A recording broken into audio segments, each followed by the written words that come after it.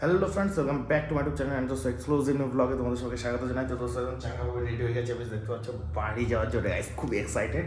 ব্যাগপত্র আমি রেডি করে নিয়েছি, আর সব সুন্দরভাবে গুছিয়ে নিয়েছি। আর ওখানে দেখতে পাচ্ছ গাইস আমার বিছানার চাদর আর কম্বলটা রাখা আছে ওই জায়গায়, তো ওইখানে ওটা রাখার কারণ আছে, রিজন গামছা উপরে টানানো আছে। এই তিনটে জিনিস গাইজ আমি রেখে যাচ্ছি এই রুমে, তার রিজন আছে, পরবর্তীকালে ভিডিওতে আস্তে আস্তে জানতে পারবো কী রিজন ছিল। একবারে বলে দিলে টুইস্টটা কমে যাবে দোস্ত। তো যাই হোক, ঘটনা হচ্ছে ব্যাগে এবার একদম হালকা, একদম ব্যাগে বলতে গেলে কিছু নেই, একদম নর্মাল জিনিসপত্র, জাস্ট মনে হয় দুটো গেঞ্জি আছে, আর দুটো গেঞ্জি আছে মনে হয়, শুধু আর কিছু নাই। এটা দুটো গেঞ্জি একটা জামা, দুটো গেঞ্জি একটা জামা, ফোনের চার্জার, মানি ব্যাগ, এইসবই আছে দোস্ত। তো এখন ঘটনা হচ্ছে বাইরে বৃষ্টি হচ্ছে, ঝিরি ঝিরি ঝিরি ঝিরি বৃষ্টি হচ্ছে। তো আমি বেরোবো, আমার 8:30টার সময় ট্রেন, এখন ঘুরতে পারছে 7:26।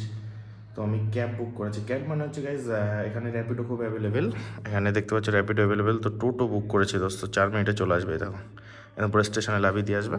তো একদম বিন্দাস, বৃষ্টি হচ্ছে ওর জন্য গাইজ টোটো বুক করেছি না। আমি হেঁটে এখান থেকে 10 টাকায় চলে যেতে হবে, এখানে 30 টাকা দিতে হবে, 20 টাকা বেশি দিতে হবে, শুধু বৃষ্টি হচ্ছে বলে কিছু করার নেই দোস্ত, কিছু করার নেই, যাই হোক দিতে হবে তো দিতে হবে। তো গাইজ একদম বাড়ি যাওয়ার জন্য এক্সাইটেড, আমিও ফুল রেডি একদম। তো দেখা যাক টোটো কখন আসে আমাকে নিতে। কিছু সময় ওয়েট করতে করতে কিন্তু গাইজ টোটো চলে আসে বাড়ির সামনে। তো টোটোতে আমি উঠে পড়ি, উঠে কিন্তু এখন যাচ্ছে সোজা স্টেশনের দিকে দোস্ত। আর কি আমাকে কেমন লাগছে দেখো ড্রেসটায়, সোজা চলে আসি বাড্ডগ্রা স্টেশনে, এটাই আমাদের কাছে হয় এখান থেকে। তো স্টেশনটা দেখতে পাচ্ছ কত সুন্দর ফাঁকা, পরিষ্কার পরিচ্ছন্ন, একদম চাঙ্গা। আর একটা ট্রেন দাঁড়িয়ে আছে এখানে, তো ট্রেনটা কিসের চলো চা খেতে খেতে দেখবো। তো গাইজ একটা চার বদলে কফি নিয়ে নিয়েছি, কফিটা নিয়ে গাইজ এখানে বসে সুন্দর করে হচ্ছে ফটো টটো তুলবো। তো জাস্ট আমি কফি রাখার ব্যবস্থা করছিলাম, তার ভিতরেই দেখি ট্রেন চলে যাওয়া শুরু করেছে। তো এটা আমাদের ট্রেন নয় দোস্ত, আমাদের ট্রেনের পরেরটা আসবে। তো বসে বসে গাইজ কফিটা খেতে লাগি। তারপরে গাইজ ট্রেন আসে, ট্রেনে উঠি, আর অবস্থা দেখো গাইজ, আমি যে একটু শান্তিতে মন মতো ভিডিও করবো, ভ্লগ করবো, বাড়ি যাওয়ার সময় তার সম্ভব না। কি অবস্থা গাইজ, কি ভিড় এই ট্রেনে, বাপরে বাপ।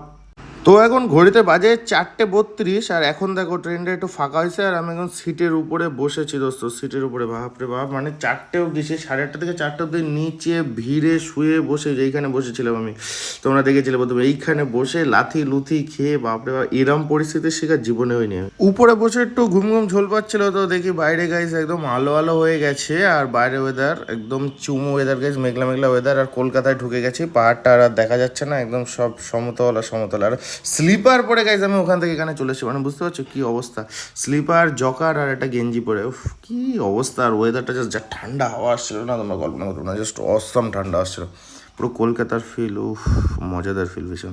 ফ্রেশ হয়ে নিয়েছি একদম, জাস্ট ফ্রেশ হয়ে নিলাম, এখন আর একটু পরে নামবো। তার চুলদারির অবস্থা কি, গিয়ে বাড়ি থেকে চুলদারি কাটতে হবে, দেখি চুলদারি কেটে তারপরে বাড়ি যাবো। তো দক্ষিণেশ্বর প্রায় চলে এসছে, এক্ষুনি নামবো দোস্ত, সবাই দাঁড়িয়েছি লাভার জন্য দক্ষিণেশ্বরে।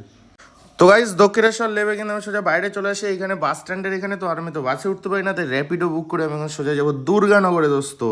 র্যাপিডোতে করে সোজা চলে আসি দুর্গানগর গাইজ, আর এখান থেকে কাটা কাটা ভাবে যাবো হচ্ছে আমি অশোকনগর। তো এখন সর্বপ্রথমে টিকিট কেটে আমি ট্রেনে উঠে পড়ি গাইজ, আর এটা হচ্ছে মধ্যমগ্রাম অব্দি যাবে, ভুল করে মধ্যমগ্রামের ট্রেনে উঠে পড়েছি যখন, তাহলে তো লাভার কোনো মানে হয় না দোস্ত। তো এটাই জাতি লাগি মধ্যমগ্রাম মধ্যে। ফাইনালি গাইস ট্রেন কেটে ভায়া ভায়া ট্রেন হয়ে গেছে, আমি অশোকনগরে চলে এসেছি, আর এই ট্রেনে করে এসেছি যে ট্রেনটা যাচ্ছে দোস্ত। আর এখানে ওয়েদার, পরিবেশ, গন্ধ, উফ মজাদার। এবার আমি ভাবলাম যে বাড়ির জন্য কিছু খাবার নিয়ে যাই, তো এটা আমার চোখে পড়লো স্পেশালি। তো তালের শ্বাস অনেকদিন খাই না, তার জন্য আমি গুলটুর জন্য সবার জন্য নিয়ে যাচ্ছি দোস্ত তালের শ্বাস। আর এটা হচ্ছে আমাদের অশোকনগর স্টেশন, উফ কতদিন দেখি না স্টেশনটা, বাপরে বাপ। এবার ছোটু তার ভিতরে এসে পড়ে, ছোটুর ফোন করেছিলাম, তারপরে ছোটুর গাড়িতে উঠে গেছে, আমি বেরিয়ে পড়ি, হাতে খাবার নিয়ে একদম বিন্দাস। উঠতে উঠতে কিন্তু দুই জোটে দেখতেই পাচ্ছ। আর এখানের কতদিন পরিবেশটা এরকম ফিল নেই না দোস্ত, এইসব রাস্তা কত সুন্দর লাগছে দেখতে পাচ্ছ।